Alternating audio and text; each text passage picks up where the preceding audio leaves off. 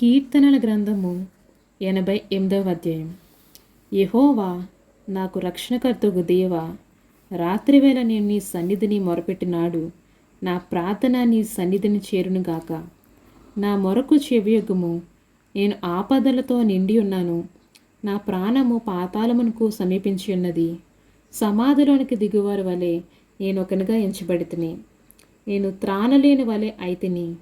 చచ్చిన వారిలో విడవబడిన వాడినైతిని. నేను సమాధిలో పడి ఉన్న హతులలో ఒకని వలె అయితిని. నీవిక స్మరింపరాని వలె అయితిని. వారు నీ చేతుల నుండి తొలగిపోయి ఉన్నారు గదా. అగాధమైన గుంటలోను చీకటి గల చోట్లలోను అగాధ జలములను నీవు నన్ను పరుండబెట్టి ఉన్నావు. నీ ఉగ్రత నా మీద బరువుగానున్నది.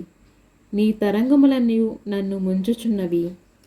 నా నెల్లువరులను నాకు దూరంగా నీవు ఉంచి ఉన్నావు. నీవు వారి దృష్టికి నన్ను హేయునిగా చేసి ఉన్నావు. వెలుపలికి రావల్లగాకుండా నేను బంధింపబడి ఉన్నాను. బాధ చేత నా కన్ను క్షీణించుచున్నది. యెహోవా, ప్రతి దినము నేను నీకు మొరపెట్టుచున్నాను. నీ వైపు నా చేతులు చాపుచున్నాను. ఆమేన్.